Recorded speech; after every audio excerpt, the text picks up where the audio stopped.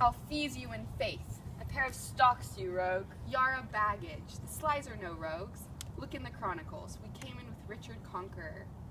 Therefore, pacas palabras. Let the world slide. Cessa. You will not pay for the glasses you have burst? No, not a denier. Go by Saint Geronimy. Go to thy cold bed and warm thee. I know my remedy. I must go fetch the third borough. A third or fourth or fifth borough. I'll answer him by law. I'll not budge an inch, boy. Let him come, and kindly.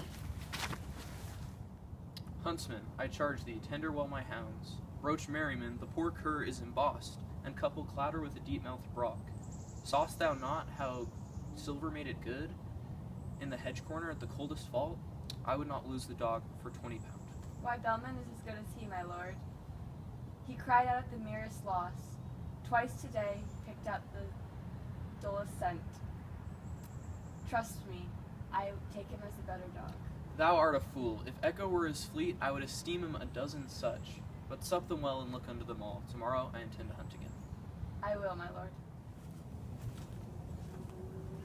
What's here? One dead or drunk? See doth he breathe? He breathes, my lord. Were he not warmed with ale? This were a bed, but cold to sleep so soundly. O monstrous beast, how like a swine he lies. Grim death, how foul and loathsome is thine image. Sirs, I will practice on this drunken man. What say you if he were conveyed to bed, wrapped in sweet clothes with rings put upon his fingers, and a delicious banquet near his bed, and brave attendants near him when he wakes? Would not this beggar forget himself? Believe me, lord, I think he cannot choose. It would be strange unto him when he waked. Even as a flattering dream or worthless fancy, then take him up and manage well the jest. Carry him to my fairest chamber, and hang it round with all my wanton pictures. Balm his foul head in warm distilled waters, and burn sweet wood to make the lodging sweet. Procure me music when he wakes, to make a dulcet and heavenly sound. And if he chance to speak, be ready straight, and with a low, submissive reverence say, "What is it your honor will command?" Let one attend him with a silver basin, full of rosewater and bestrewed with flowers. Another bear the ewer, the third a diaper. And say, "Wilt thou please your lordship cool your hands?" Someone be ready with a costly suit, and ask him what apparel he will wear. Another tell him of his hounds and horse, and how his lady mourns at his disease. Persuade him that he hath been lunatic, and when he says he is, say that he dreams, for he is nothing but a mighty lord. This do, and do it kindly, gentle sirs. It will be pastime passing excellent, if it be husbanded with modesty. My lord, I warrant you we will play our part, as he shall believe, through our true diligence, that he is no less of what we say he is. Take him up gently and to bed with him, and each one to his office when he wakes. Sirrah, go see what trumpet 'tis that sounds. Be like some noble gentleman that means, traveling some journey to repose him here. Ladies and gentlemen, welcome to this year's Southridge Shakespeare Awards show. It promises to be a really great night. I am your host, Richard Conqueror, and we just witnessed one of the best interpretations of part one of the Induction in all of the last 400 years since this play has been written. This play, of course, is the great comedy Taming of the Shrew. And now we will get some insightful analysis from myself, as well as Romeo and Juliet, who are making guest appearances here. I mean, it's going to be pretty amazing. You just got to stay tuned. Hi, Richard Conqueror here, now with Romeo and Juliet, back from the dead. This is amazing. Hello, I'm Romeo, And I'm Juliet. and we are here to analyze this section of the Taming of the Shrew. So, in the Induction, there is a lot of nonsense going on. I mean, Tons. It is one of his comedies, of It course, is. so lots of Yes. whimsy, yep, as indeed. per Shakespeare. And I think a main theme that is present is disguise. We see that Sly is going to be disguised, you could say, I guess, as a lord. So, What do you guys think on this?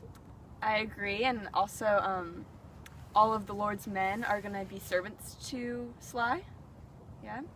Absolutely, Yes. and the thing is, this really parallels actually the themes from throughout the play, where many characters are disguised as other characters, which leads to some confusion, but it really plays into the story really well, and it fits the induction as well as the whole play as a whole. Yes. And the other thing with the induction is not only does disguise play a big role as far as paralleling the themes of the rest of the play, many other things do as well. And you have any thoughts on that?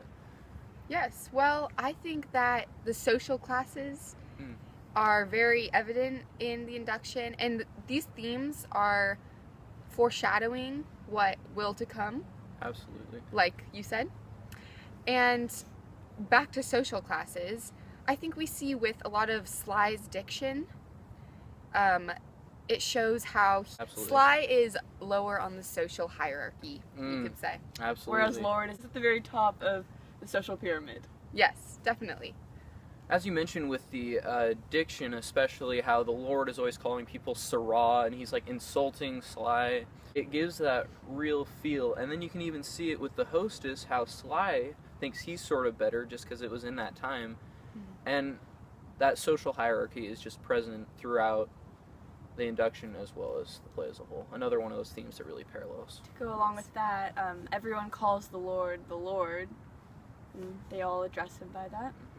Yeah, it's interesting that his name isn't mentioned, but I think Shakespeare does this intentionally as a way of saying that he is the boss. Yes. He doesn't need a name. Everyone understands that he is the most powerful person in the induction, and there's no one who's going to challenge his authority. Of course. And as we see later in the induction, this also foreshadows how Sly, when he figures out that he's a lord, he changes his attitude and his diction changes. It reflects how once you are seen as wealthier, you feel much more entitled to more luxuries. Sly is already sort of overconfident in this one, especially with like the banter with the hostess at the start, but especially when he's at the end of the induction, when he kind of almost believes that he is a lord. At that point, they've convinced him.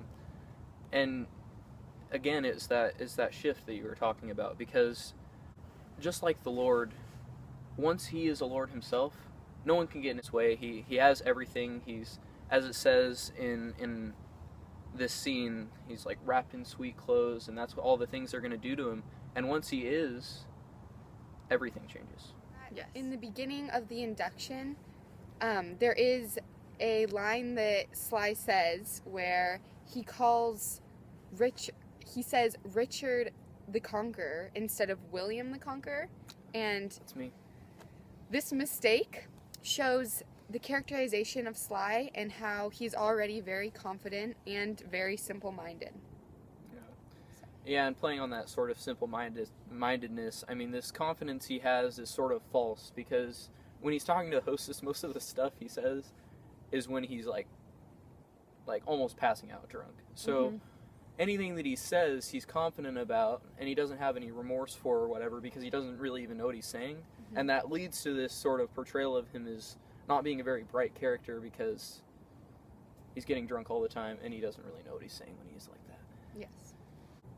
To add on to the social class theme, during Lord's speech, he uses a lot of expensive diction like hounds, horses, and costly suit.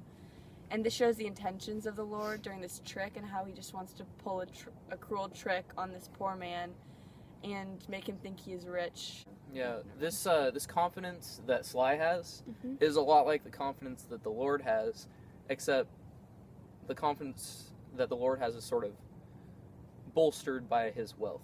Basically, like he feels he has the right to be arrogant and to boss everyone around because he's rich, and he has all these servants, and he's just playing a trick on him just because he can. He's like, I'm a rich guy, so for fun, I'm just gonna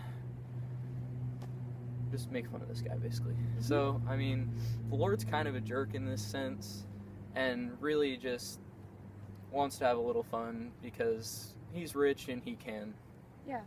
Yeah. I agree. And just to point out that you would never see someone of Sly's social class doing something like this to a lord, would you? No. No, you definitely wouldn't. not. No, you would not.